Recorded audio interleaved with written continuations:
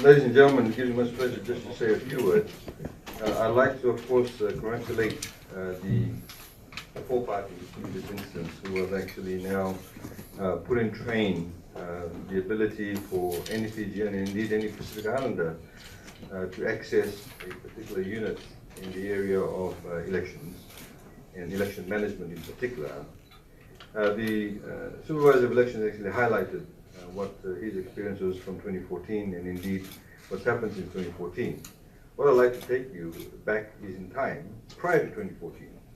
What used to happen in the elections office in Fiji since independence? The elections office in Fiji since independence was an ad hoc body. It essentially did not have full-time staff. It was only sort of collated together or brought together just before elections. You had people seconded from different ministries. You had vehicles commandeered from different ministries. You had all sorts of things being brought in from other ministries and different agencies. People went around looking for aid for infrastructure. There was hardly any usage of technology. There was hardly any usage of management per se, nor any change in that since actually independence. So the old systems were used. The ballot boxes used were wooden ballot boxes. We had actually padlocks on ballot boxes. As you know, padlocks can actually be opened too. All sorts of shenanigans actually took place. Nor was there any appetite to actually change the paradigm within which the elections were conducted in Fiji. When the laws were put together in Fiji prior to 2014, government saw it as an opportunity to modernize the system, knowing full well that this was not the end of it all, that it was actually an evolutionary process, that it was a process that we need to continuously, as highlighted by all the speakers, we need to build upon. Because we will every day encounter new technology, we will every day encounter new challenges, we will every day encounter the bringing in of new rights. Today in Fiji, we have actually specific provision in the law regarding those people who are disabled. And how can they come and vote? What will be the parameters around that? Who can come inside into the booth with them? All those sorts of things have never been captured in any of the laws in Fiji. We today have accountability of political parties in terms of the funding they get. Previously, there was no restriction. Companies could give money, unfettered amounts of money, unrestricted amounts of money. You could give any amounts of money. You actually could campaign right till the last minute. Today we have 48-hour blackout period. We have now, of course, people below the age of 21 voting, because before the age of voting was 21 and above. Today it's 18 years and above. Of course, in those days people thought those who were 18, even though they could go to prison, they could get married, they could pay taxes, but they did not have the right to vote. Of course, now all of that has changed.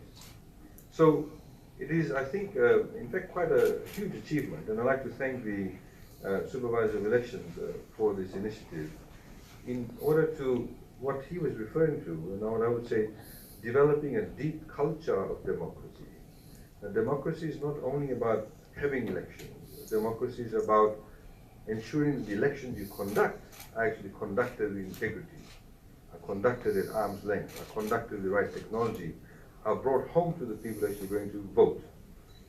Democracy is also about ensuring that it's not only about the parliamentary elections, but actually democracy within our everyday society, whether it's the Parent and Teacher Association, whether it's the Football Association, whether it's the Rugby Union, whether it's the Netball Union, whether it's Student Association, various trade union organizations, teacher organizations, whatever the case may be, Taxi Association, all of that, we need to embed a culture of democracy.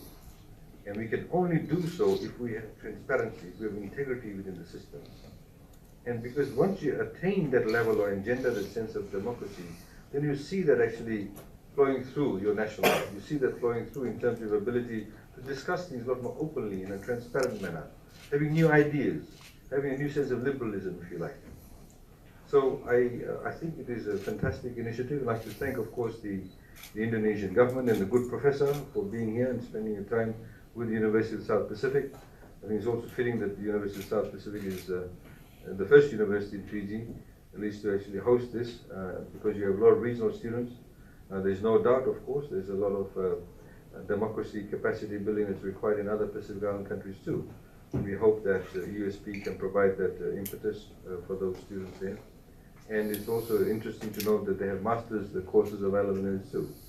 I mean, the fact of the matter is, ladies and gentlemen, today you have now in Fiji people who actually can have a career in election management.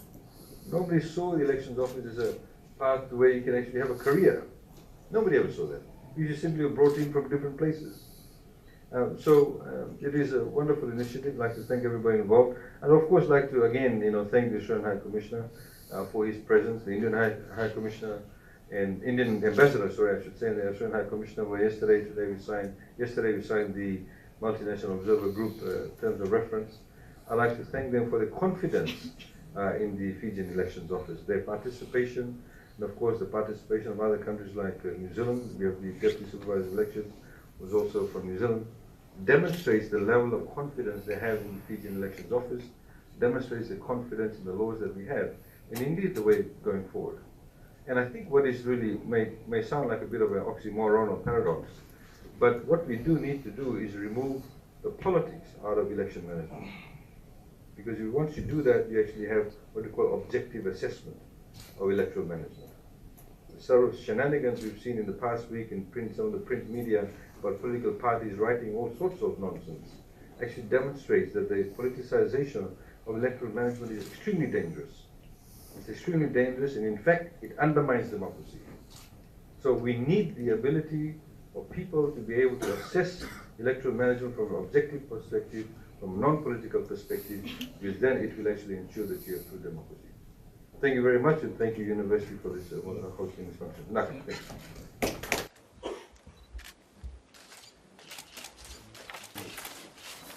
Being caught on the